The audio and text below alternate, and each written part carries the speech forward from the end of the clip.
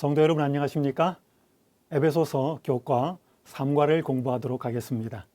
이번 3과의 제목은 높임 받으신 예수님의 권능이라고 하는 제목입니다.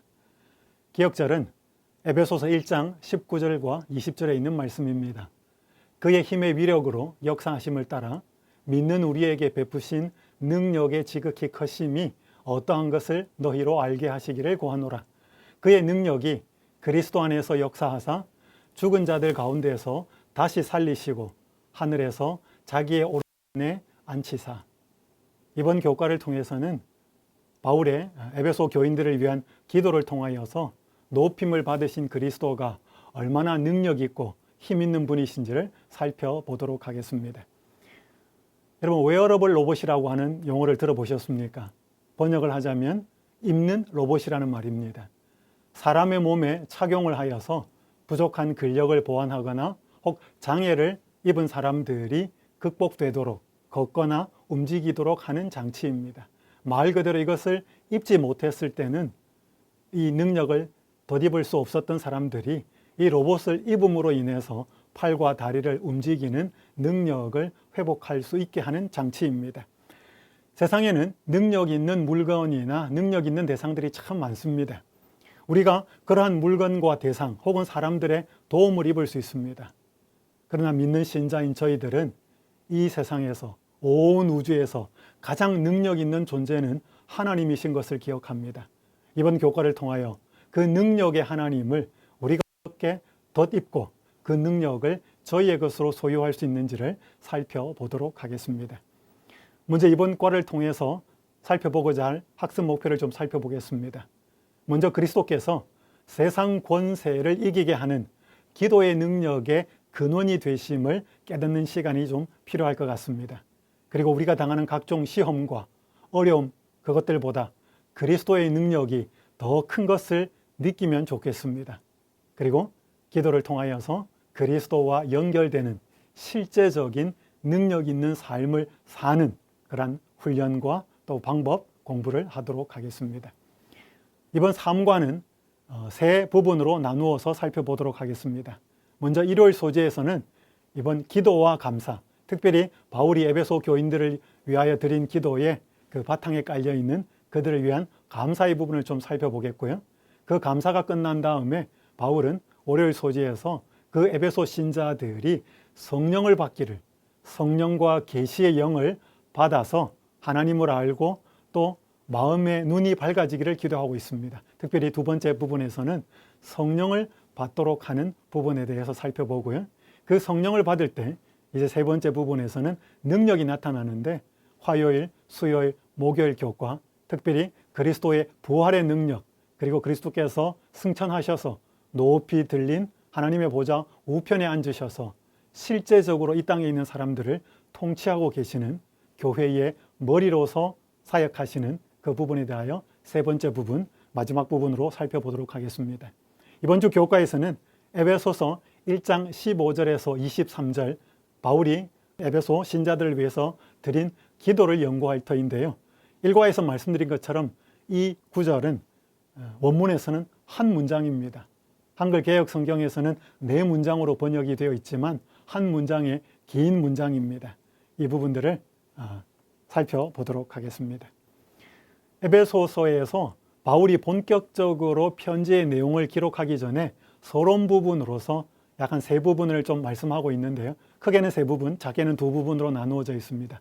지난주에 살펴본 에베소서 1장 3절에서 14절은 찬송문 혹은 찬송보고문으로 알려진 하나님의 그리스도 중심적인 구속의 계획을 설명하면서 우리가 그것들을 깨닫고 찬송할 수 있다고 말씀을 드렸습니다. 오늘 에베소서 1장 15절부터 23절까지를 살펴보면서 앞부분의 감사와 뒷부분의 간구, 기도 부분을 살펴보겠습니다.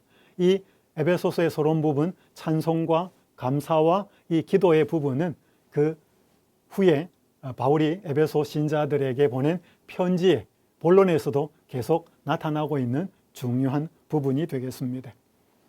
먼저 1월 교과, 기도와 감사라고 하는 부분을 살펴보겠습니다. 에베소서 1장 15절과 16절은 이렇게 말씀합니다. 이로 말미암아 주 예수 안에서 너희 믿음과 모든 성도를 향한 사랑을 나도 듣고 내가 기도할 때에 기억하며 너희로 말미암아 감사하기를 그치지 아니하고.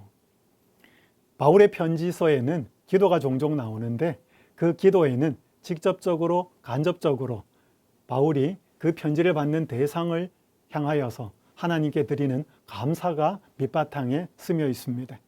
바울은 인사를 한 다음에 찬송문에 대하여, 찬송보고문에 대하여 설명을 한 다음에 에베소 신자들에게 그들이 가진, 예수님 안에서 가진 믿음과 또 성도들을 향한 사랑을 잘 들었다고 말하면서 바울이 그들을 위하여 기도할 때에 그것들을 잘 기억할 뿐 아니라 그들로 인하여 하나님께 감사하기를 그치지 아니하고 있다고 말하였습니다. 바울은 편지를 할 때에 그 편지를 받는 대상을 위해 기도하면서 하나님께 감사하는 일을 중단하지 않았습니다. 하나님께 감사를 드렸지요. 여기 데살로니가 전서 1장 2절에 보면 우리가 너희 모두로 말미암아 항상 하나님께 감사하며 기도할 때 너희를 기억한다라고 기록하고 있고요. 골로새서 1장 3절에 보면 우리가 너희를 위하여 기도할 때마다 하나님 곧 우리 주 예수 그리스도의 아버지께 감사하노라 라고 또 편지를 쓰고 있습니다. 빌립보서 1장 3절에 보면 내가 너희를 생각할 때마다 나의 하나님께 감사한다라고 기록하고 있습니다. 이처럼 바울은 그의 편지들을 기록하여 보낼 때마다 그 대상들을 향하여 자신이 감사하면서 하나님께 기도하고 있다고 말하고 있습니다. 여러분이 바울이 드린 기도를 살펴보면서 오늘 우리의 기도를 한번 살펴볼 필요가 있습니다. 우리의 기도에는 과연 감사가 얼마나 많이 포함되어 있을까요? 우리는 기도를 하고 있을까요? 아니면 기복을 하고 있을까요? 우리의 기도가 단지 우리의 필요한 것들, 이 세상의 현세적이고 물질적인 축복만을 구하는 기도를 드리고 있지는 않을까요? 디모데후서 3장에 나타난 말세이의 사람들의 부정적인 모습 19가지가 기록되어 있는데 그 중에 하나가 감사하지 아니한다는 것입니다. 여러분, 이 말세에 고통하는 때에 나와 있는 이 사람들의 모습은 하나님을 믿는 사람들의 모습일까요? 믿지 않는 사람들의 모습일까요? 여기 디모데후서 3장 5절에 보면 경건의 모양은 있으나 경건의 능력은 부인한다고 말하고 있습니다. 만약에 이들이 하나님을 믿지 않는 사람들이라면 경건의 모양조차 없겠지요. 그렇기 때문에 이 말씀은 세상 사람들의 모습이기도 하겠지만 오히려 더 하나님을 믿는 교인들의 모습, 신자들의 모습을 가리키고 있습니다. 그들의 모습 속에 감사가 점점 사라지고 있고 감사하지 않는다고 말하고 있습니다. 이것이 말세에 나타나는 신자들의 모습의 특징이라고 설명하고 있습니다. 여기 지그 지글러라고 하는 작가이요 동기부여가였던 사람이 이렇게 말하였습니다. 나는 감사할 줄 모르면서 행복한 사람은 한 번도 보지 못했다. 여러분, 사람의 행복은 감사에 비례하여 나타납니다. 반면에 불행한 정도는 그 사람이 얼마나 불평불만을 자주 하는가를 보면 알 수가 있습니다.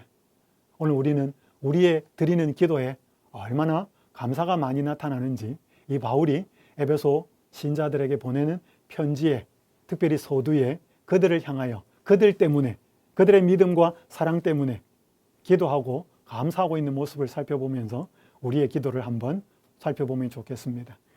우리가 감사와 찬송의 삶을 살 때 우리에게는 놀라운 변화가 있게 되지요. 여기 실물교훈 129촉에 이런 말씀이 기록되어 있습니다. 우리가 항상 주님을 우리 앞에 모시고 마음으로부터 그분에게 감사와 찬송을 돌린다면 우리의 신앙생애는 늘 새로운 힘을 얻게 될 것이다. 그는 우리에게 당신의 오묘한 뜻을 개인적으로 말씀해 주실 것이며 우리는 때때로 예수의 임재로 평안과 기쁨을 맛보게 될 것이다. 여기 증언의 말씀은 우리가 만약 감사와 찬송을 하나님으로부터, 하나님께 마음으로부터 돌리는 삶을 살게 되면 여기 중요한 세 가지 축복이 이르러 온다고 말합니다. 늘 우리가 새로운 힘을 얻게 될 거라고 말을 하고 있고요. 하나님의 뜻을 개인적으로 그분께서 알려주시는 경험을 하게 될 거라고 말씀하고요. 하나님의 임재 안에서 평안과 기쁨을 맛볼 수 있게 될 것이라고 말씀하고 있습니다. 이 증언의 말씀, 이 약속의 말씀이 우리의 삶에, 우리의 기도에 더 많이 감사와 찬송이 드러나서 이러한 축복들을 경험하고 살았으면 좋겠습니다. 이것이 바로 에녹이 누린 삶이었고 하나님과 동행하는 삶인 것을 좀 기억하시면 좋겠습니다. 그리고 저희가 기도에 대해서 생각할 때마다 빼놓을 수 없는 것은 쉬지 말고 기도하라는 데살로니가전서 5장 17절에 있는 말씀입니다. 바울은 에베소 신자들의 믿음과 성도들을 향한 서로의 사랑을 기억하면서 감사하기를 그치지 않는다고 편지를 기록하고 있습니다. 쉬지 말고 기도한다는 것은 즉 감사하기를 그치지 않고 감사하는 삶을 산다는 것을 의미하기도 합니다. 구체적으로 쉬지 말고 기도한다는 것은 무슨 의미가 있을까요? 무슨 뜻일까요? 우리가 이것은 하나님 앞에 항상 무릎을 꿇고 있다는 뜻은 아닐 것입니다. 왜냐하면 학생은 공부도 해야 되고 일을 하면서 생계를 유지하고 있어야 하는데 늘 무릎을 꿇고 있을 수는 없는 것이지요. 그래서 쉬지 말고 기도한다는 말씀의 의미는 성령의 복을 받아서 하나님의 임재와 능력에 대해 열린 마음으로 그분께 감사할 단서를 찾으며 사는 것을 의미합니다. 우리 자신에게서 감사할 조건들을 찾아볼 때도 분명히 이유를 발견할 수 있겠지만 혹 그렇지 못할 때도 있습니다. 여기서 바울은 에베소 교회의 신자들의 믿음과 서로의 사랑에 대한 이야기를 들었을 때 그들 때문에 감사하였습니다. 우리가 우리 자신에게서 나타나는 감사도 찾는 것이 중요하지만 눈을 주변으로 돌려서 성도들과 다른 사람들의 삶 속에 일어나는 축복과 변화들이 하나님께 감사할 수 있는 귀한 조건과 이유가 됨을 발견할 수 있으면 좋겠습니다. 또 쉬지 말고 기도한다는 것은 하나님의 임재 앞에 삶의 문제를 내려놓고 삶의 우여곡절 가운데서 그분의 조언을 구할 준비가 되어 있음을 의미합니다. 또한 하나님과 멀리 떨어지지 않고 항상 그분을 선택하며 그분의 인도하심을 따르는 것을 의미합니다.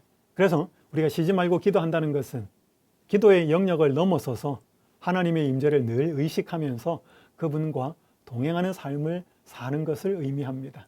이 바울이 기도에 감사를 포함한 기도를 통하여 저희들의 기도를 한번 돌아보시면서 기도를 통한 예수님과 동행하는 삶을 한번 생각해 보시고 우리들의 삶의 기도와 삶의 변화가 있으면 좋겠습니다. 이제 두 번째 부분으로 바울이 그렇게 기도 속에서 감사를 드리며 그의 간구를 시작하였는데 오늘 소재에서는 성령의 지혜를 체험하기라는 제목으로 바울이 드린 기도에서 중요한 한 가지 성령을 간구하는 기도를 에베소 신자들을 위해서 드렸다는 것입니다.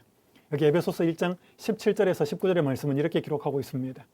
우리 주 예수 그리스도의 하나님 영광의 아버지께서 지혜와 계시의 영을 너희에게 주사 하나님을 알게 하시고 너희 믿음의 눈을 밝히사 그의 부르심의 소망이 무엇이며 성도 안에서 그 기업의 영광의 풍성함이 무엇이며 그의 힘의 위력으로 역사하심을 따라 믿는 우리에게 베푸신 능력의 지극히 크심이 어떠한 것을 너희로 알게 하시기를 구하노라 라고 기록합니다.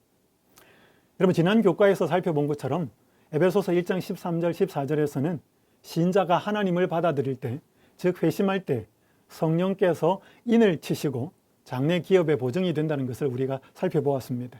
이제 바울은 한층 더 나아가서 신자들이 하나님을 더 알게 되도록 그리고 그들의 믿음의 눈이 밝아지도록 에베소 신자들이 이 중요한 경험을 하도록 바울은 그들을 위해서 지혜와 계시의 영, 즉 성령을 위해서 기도하였다는 것입니다. 그들이 지혜와 계시의 영을 통해서 이 축복을 받기를 바라는 것이죠. 이 하나님을 알게 하고 되고 그들의 마음 눈이 밝아질 때 그들은 부가적으로 따라오는 축복을 경험하게 되는데 에베소서 1장 17절에서 19절은 그 세 가지를 설명하고 있습니다. 먼저 하나님의 부르심의 소망이 무엇인지 알도록 기도하고 있습니다. 하나님을 알게 되고 마음 눈이 밝아져서 성령을 받게 되면 하나님께서 우리를 향하여 그들을 향하여 부르신 소망이 무엇인지 알게 되는 그 축복을 누리게 되죠. 두 번째는 하나님의 기업의 영광의 풍성함이 무엇인지 알게 된다는 것입니다. 지난 교과를 통하여서 성령이 임하실 때 우리가 하나님의 상속자가 되고 성령이 친히 첫 할부금, 보조금이 되어서 우리에게 장래 기업으로 받게 될 놀라운 축복들에 대한 보증을 주신다는 것을 배우게 되었는데 그 부분이 더 확실해진다는 것이지요. 그리고 세 번째 부분은 하나님이 얼마나 능력 있고 힘 있는 존재인지 그리고 그분이 신자에게 주시는 능력의 크심이 얼마나 큰지 알게 된다는 것입니다. 바울은 여기에서 두 단어를 쓰는데 하나는 에네르기아라는 단어를 쓰고 하나는 두나미스라는 단어를 씁니다. 이 에네르기아라고 하는 단어에서 나온 영어 단어가 에너지라는 단어고 이 두나미스라고 하는 단어에서 나온 단어가 다이나마이트라는 단어입니다. 그래서 하나님이 얼마나 크고 능력이 있는지, 그분이 신자에게 주신 능력이 얼마나 크고 위대한지를 알게 된다는 것을 설명합니다. 사랑하는 성도 여러분, 그래서 우리의 많은 기도, 특별히 감사가 우리의 삶에서 나타나도록 우리는 감사의 기도를 많이 드려야 되겠고요. 우리의 기도에서 성령을 간구하는, 그분이 주시는 선물뿐 아니라 인격적이고 신이신 우리의 삶을 놀랍게 축복하실 성령을 간구하는 기도를 우리가 드려야 함을 꼭 기억하시면 좋겠습니다. 한 그리스도인이, 재림신자가 성령을 구하는 기도를 드리게 되었을 때 어떤 삶의 변화가 있었는지를 이렇게 간증하고 있습니다. 아침에 눈을 뜨자마자 하나님과 교제하는 헌신의 시간이 기다려집니다. 낮 동안에 성령께서 생각을 주관하시고 대화에, 태도에, 수업 중에 저를 도와주시기를 묵묵히 간구합니다. 요즘 학생들이 말을 안 듣고 짓궂게 굴어도 하나님이 힘과 지혜를 주시고 잘 대응하게 하십니다. 근무 시간은 창조주의 임재로 가득합니다. 하나님이 제 일상생활을 참으로 도와주십니다. 저는 아침에 기도하고 낮에도 틈나는 대로 성령의 충만을 위해 기도합니다. 이제 하늘은 아주 가까이 느껴집니다. 저는 하늘을 미리 맛보며 살고 있습니다. 이 간증을 한 분은 삼육학교의 선생님이었습니다. 아침에 일어나서 성령을 구하고 일을 하면서도, 그리고 또 낮에 틈나는 대로 성령의 충만을 위해 기도하면서 이런 놀라운 축복을 경험하였다는 것이죠. 우리도 예외는 아닙니다.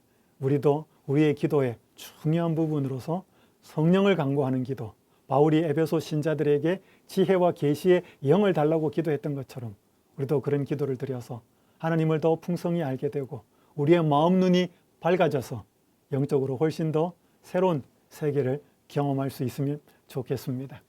이제는 세 번째 부분으로 그러한 기도를 드렸을 때, 성령의 간구를 구하는 기도를 드렸을 때 그 하나님의 실질적인 능력이 오늘 우리의 능력이 될 수 있다는 것을 바울은 에베소 교회 신자들에게 보내면서 편지를 하고 있습니다. 특별히 그 하나님의 그 능력이 크심을 경험하게 되는 두 근거를 설명하는데, 하나는 예수 그리스도의 부활이요, 다른 하나는 예수님의 승천과 하나님 보좌 우편에 앉으심을 설명하고 있습니다.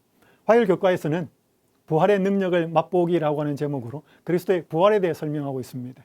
에베소서 1장 20절, 21절, 그의 능력이 그리스도 안에서 역사하사 죽은 자들 가운데서 다시 살리시고 하늘에서 자기의 오른편에 앉히사 모든 통치와 권세와 능력과 주권과 이 세상뿐 아니라 오는 세상에 일컫는 모든 이름 위에 뛰어나게 하시고,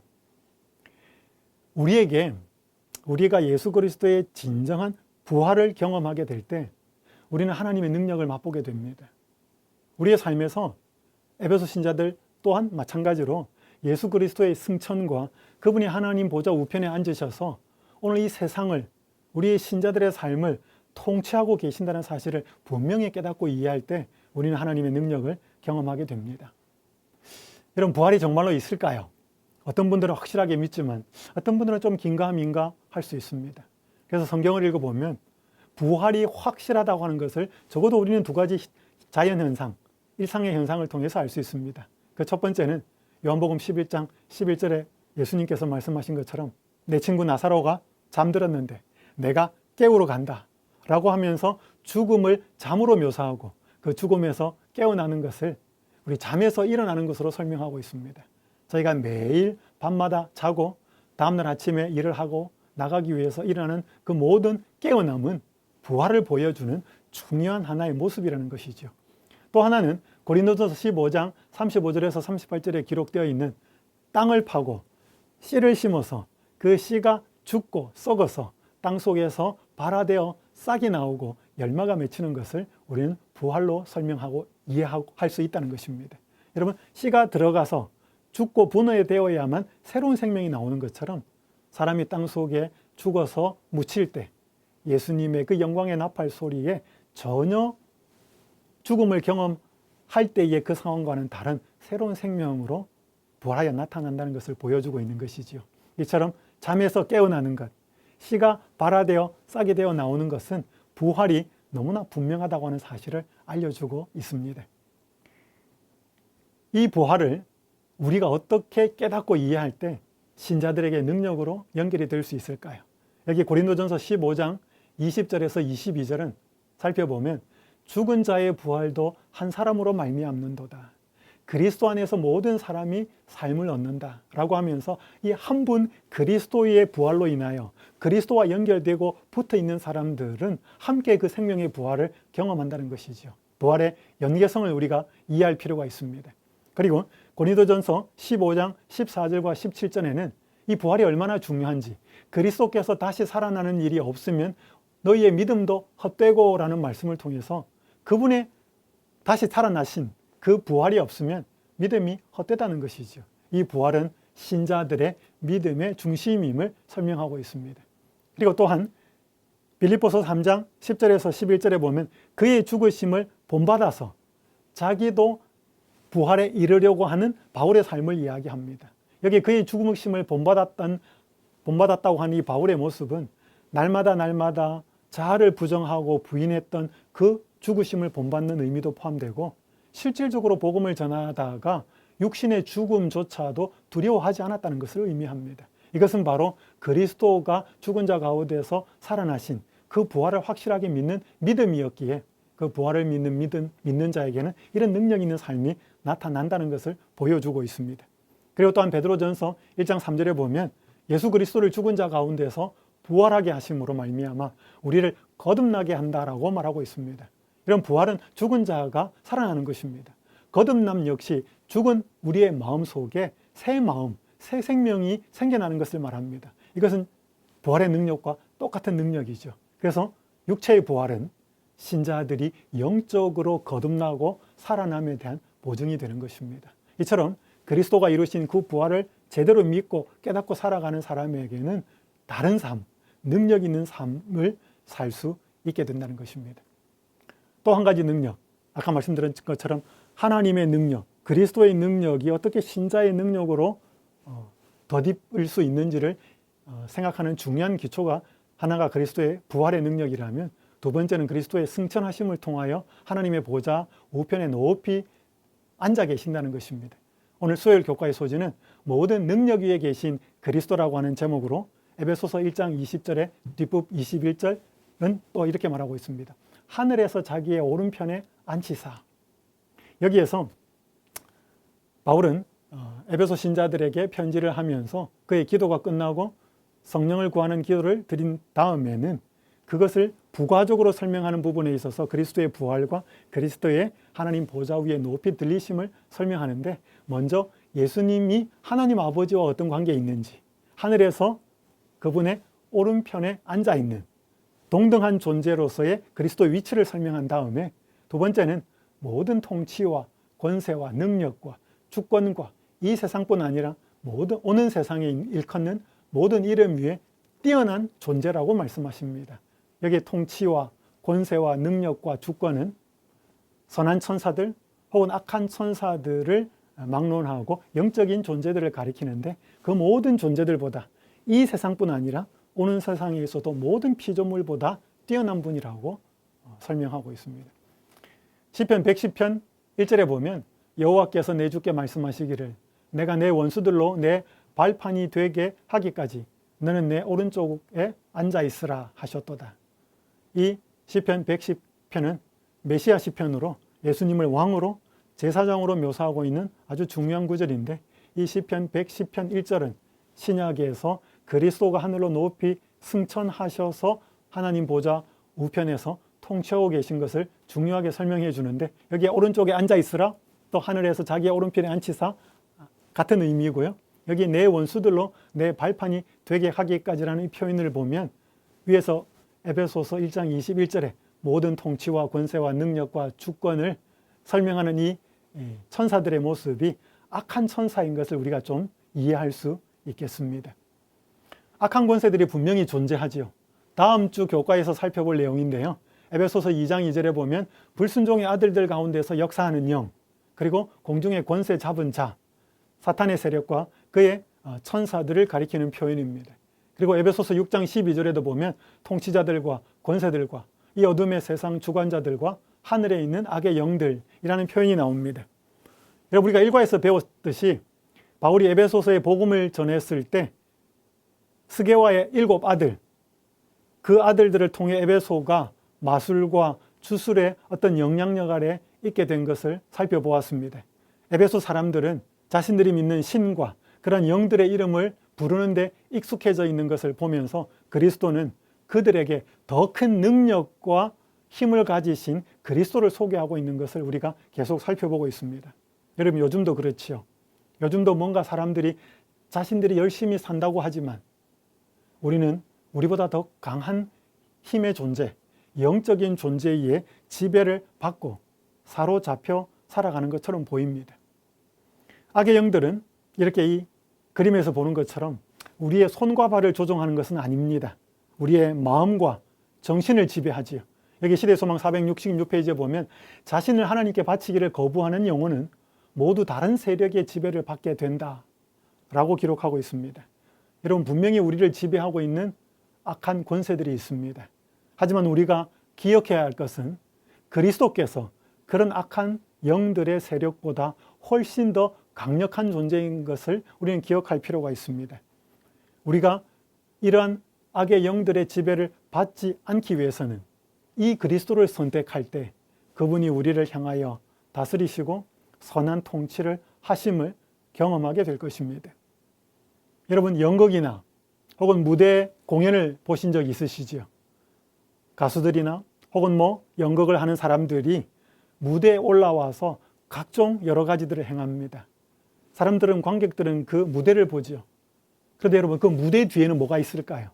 사람들이 눈에 보이는 무대만 있는 것이 아니라 그 무대 뒤에는 대기실 같은 곳이 있습니다.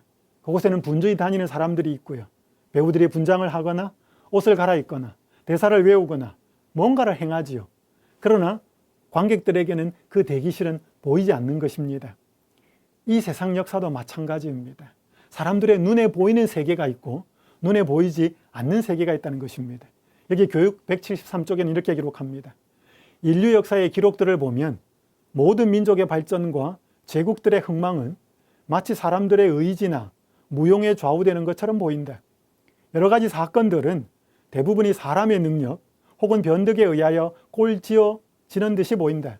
그러나 하나님의 말씀인 성경에는 휘장이 열려 있어서 거기에서 우리는 무대의 상부와 배후는 물론 자비가 충만한 하나님의 대리자들이 인간의 이해관계와 권력과 욕망 등 일체의 승부에서 묵묵히 인내하며 그분의 목적 달성을 위하여 일하고 있는 것을 보게 된다.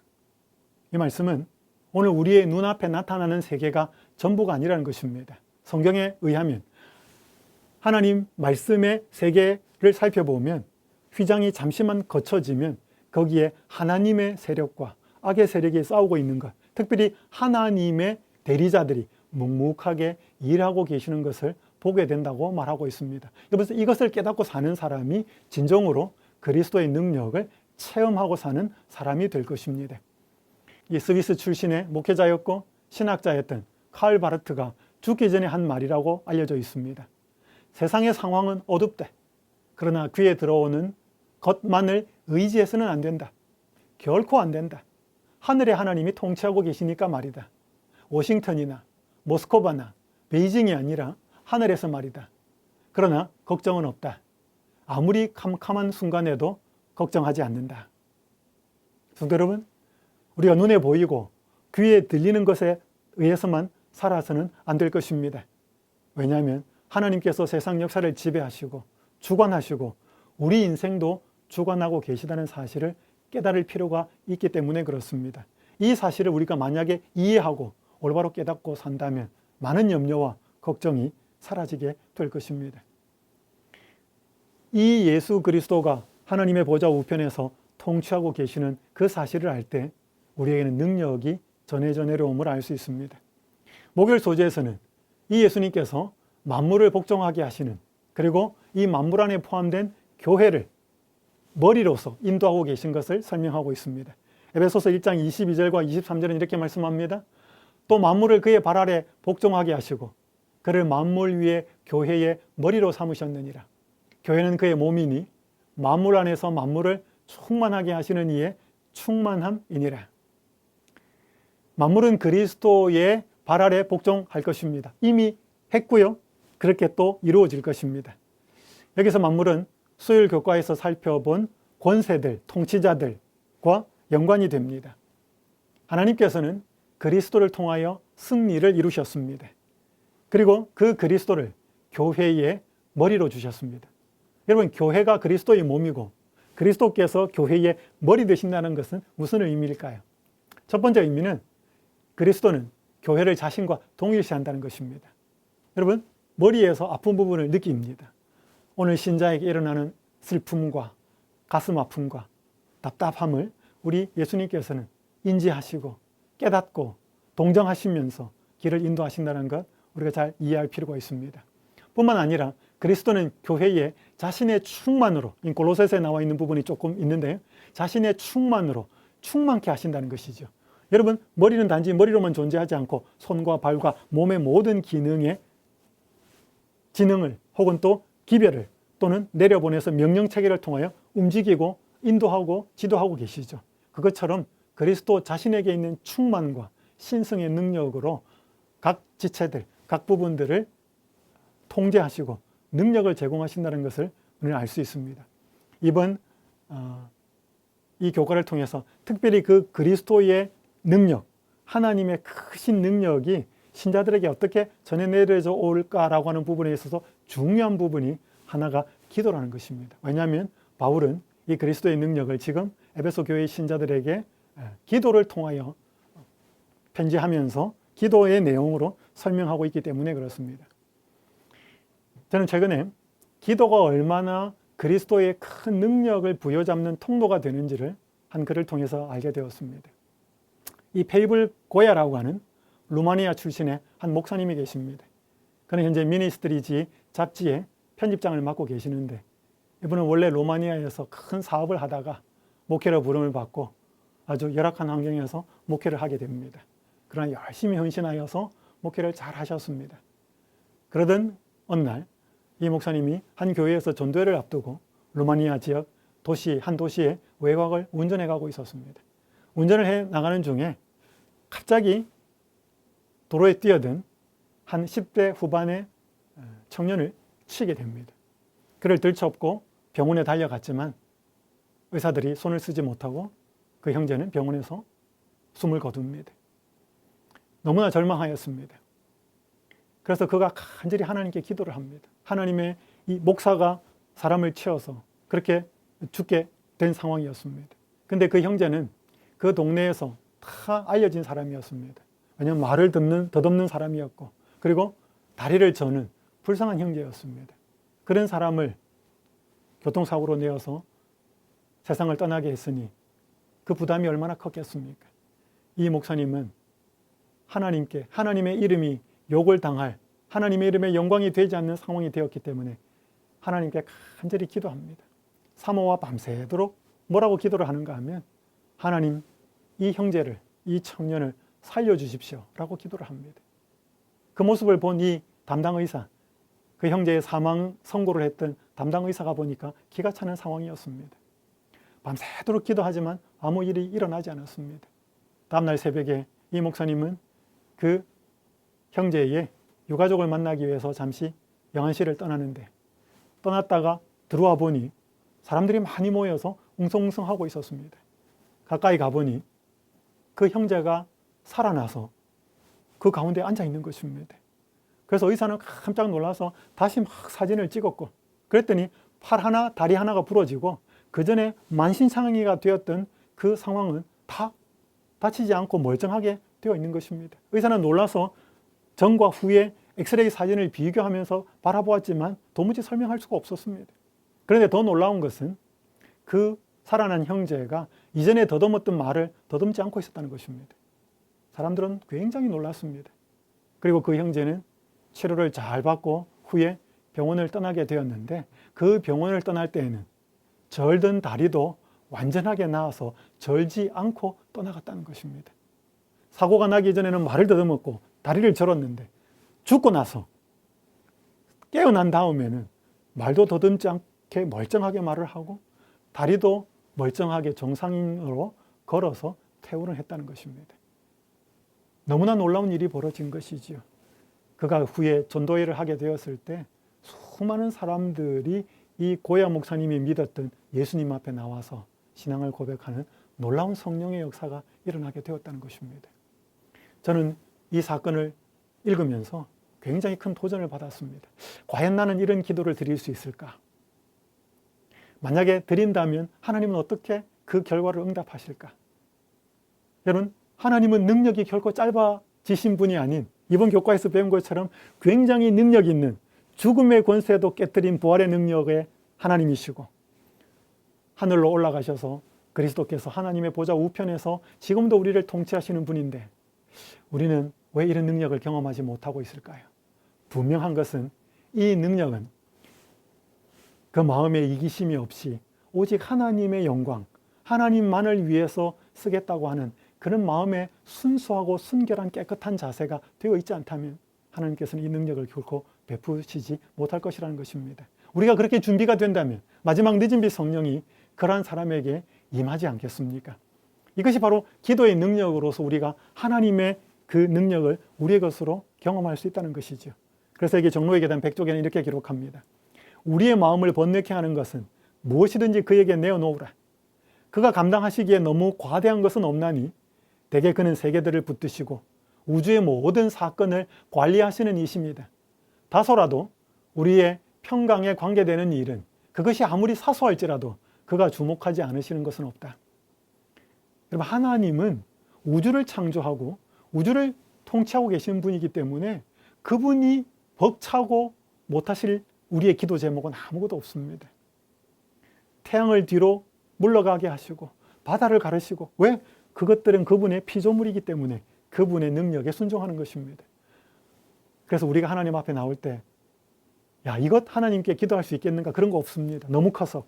근데 너무 작아서 이런 것 하나님께 기도할 수 있겠는가? 그런 것 없습니다. 그것까지도 우리는 하나님 앞에 나올 수 있다, 가지고 나올 수 있다고 말하고 있습니다.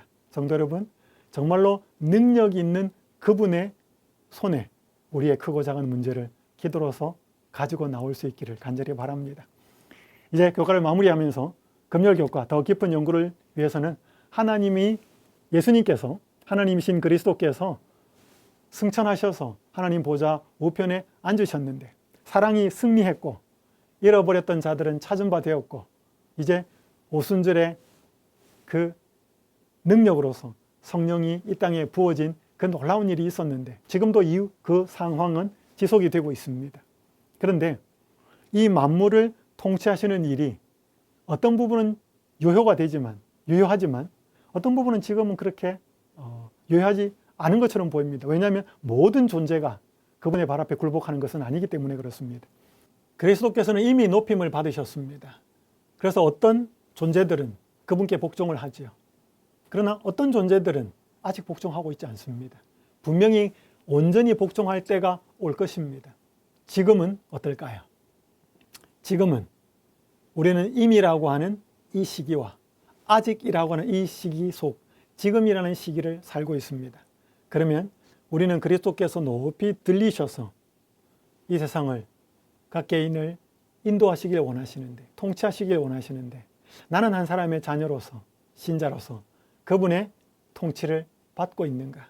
그분께 복종하고 있는가? 지금 그 일을 하고 있는가? 한번 깊이 돌아보시면 좋겠습니다. 오늘은 에베소서 1장 15절에서 23절 한 문장으로 되어 있는 바울이 에베소 신자들을 위한 기도를 살펴보았습니다. 그의 기도에는 아주 중요한 감사가 밑바탕에 깔려 있고요. 그 다음에 계시와 성령을 구하는, 성령을 간절히 구하여서 하나님을 더 알게 되고 마음 눈이 밝아져서 그들이 어떤 더 축복을 얻게 되기를 기도하였고요. 그 능력이, 기도를 드릴 때 그 능력을 저희가 체험하는 과정으로서, 근거로서 그리스도의 부활과 그리스도의 높이 들려 하나님 보좌 우편에 앉으신 것, 그분이 교회의 머리 되심으로 여전히 당신의 사랑하는 백성들을 인도하고 계시다고 하는 그 편지의 내용을 통하여서 기도를 살펴보았습니다. 우리가 이러한 내용을 잘 이해하고 숙지하여서 기도를 통하여 그리스도의 놀라운 능력이 우리의 능력이 되는, 경험되는 그러한 삶을 여러분과 제가 함께 살게 되기를 바라면서 이번 주 교과의 내용을 마치도록 하겠습니다. 감사합니다.